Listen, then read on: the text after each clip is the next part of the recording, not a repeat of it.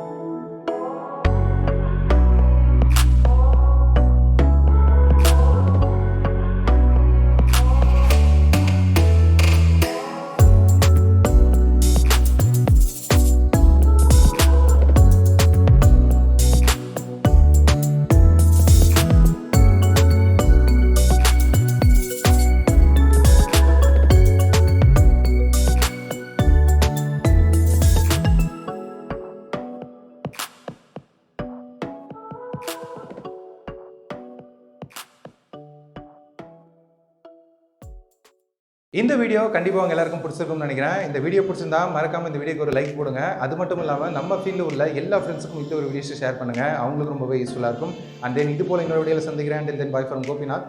Thank you.